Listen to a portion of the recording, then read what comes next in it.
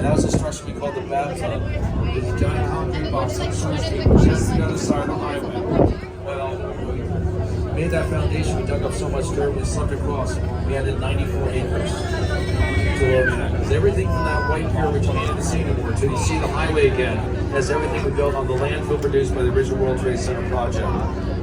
And it's not the only time we've done this. We've been padding out this end of the island since the Dutch got here. Again, that little city was very crowded, so they kept making it bigger. And they go, there's a street called Greenwich Street, goes from Battery Park through the World Trade Center site. It's the last street before the other side of the World Trade Center site. Now, in the English days, that's the road you took to get to Greenwich Village out in the suburbs. When the Dutch first got here, Greenwich Street was the waterfront. And that's when you realize the tallest building on Manhattan is not on Manhattan. That's why there's an artificial foundation. One World Trade Center is hanging off the island. And you see the highway again, that's the end of the landfill. That's also how far Flight 1549 came down the river. That's where it stopped. And we go in just as far on the other side, all the way to Pearl Street, era by era. 2/3 of Lower Manhattan is landfill one era or another.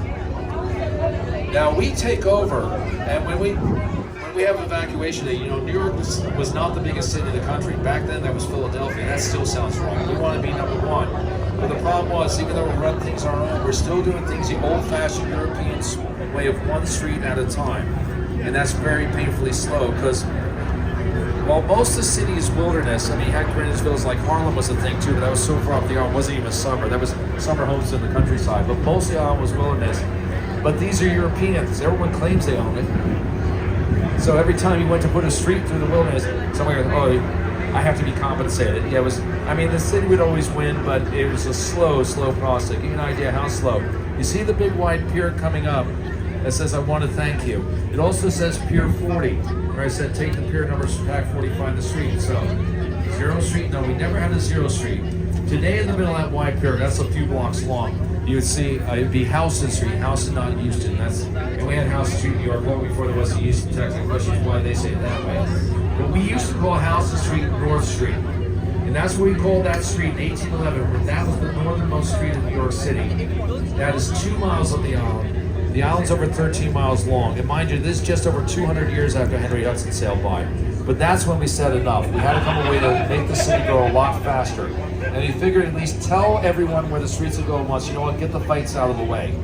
So Manhattan is from American Indian name, Manhattan. That means land of many hills. So we did a detailed topographic map of the entire island of Manhattan. Basically, it says here, we're taking the whole island. We mapped every hill, practically every tree.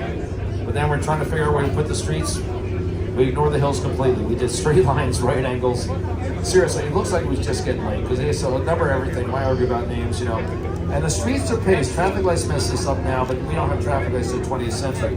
So you go off the grid, as we call it. It's a minute a block at a normal pace. 20 blocks, 20 minutes. 20 blocks would be 1,000 paces or 1 mile. Managed to run the marathon in November. It'll help. But with that very basic grid plan, we start surging up the island. And we talk about the center of town moving. Now, we pegged the center of town moving because we had one street going up the island before the grid plan, and that's Broadway, as we call it now. And Broadway was already there because, well, that's an anglicized Dutch name. It's older than the Dutch because Broadway is really the old Indian trail. And by the way, the Indians got around. The other end of that trail from the southern tip of Manhattan is up in what's now Montreal, Quebec, and Canada. And they didn't even have roofs to work with. They didn't get those till we showed up. They're doing all that on foot. We used to trails all over the country. We still turned on our highways and byways. But they didn't do straight lines. They didn't do grids. So that's why you see Broadway on a map. It's slashing across the grid, giving us little triangles here and there that we call squares. Couldn't do much else with them. So Wall Street was the center of town when this starts, but then it starts to, the center of town was, we say, like about 10 blocks every 20 years. Washington Square, Union Square, up through the 19th century. And that's how that became the financial district. When it started, that was the whole city, not just finance. Everything a city did was down there. And Wall Street, center of town still, was a residential street. But then as the center of town starts galloping on, when things move up, they move out. And the people move out, the theaters, it moves out. Well, whenever everything moves out, you don't move the money, don't touch the money. Yeah, you see this from London, Paris. Any old city that started small. The old neighborhood becomes the financial district more by default than by design. But here's the problem. We move out, we're happy to move out, but every Monday morning we got to move back because finances still is, always has been, the biggest employer in New York City. And yeah, we're getting a little faster in how we move, but it's really tying us back. And people get stuck on the island. I mean, we went maybe on the coast of Brooklyn or something like that, but we can't go very far. And now the grid plan is working. 1840, we're the biggest city in the country. 1850, not a single person lives on Wall Street anymore. Okay, that's the case of the 1990s. And by the end of the 19th century, we basically fill up the whole island. But that's when you realize something very important about the island of Manhattan. It's really small. You know, now that's the first borough. We now have 5 boroughs. Every borough is a county. Okay, we're the multiple county city in this country. But Manhattan, New York City County is an area, the smallest county, of functioning county in the United States. It's the most densely populated, it's a lot more densely populated than. And that's why in 1898 we had a little bit of a land grab. When New York City suddenly sees Staten Island, Brooklyn, Queens, and Bronx all at the same time, you know, in one borough wide.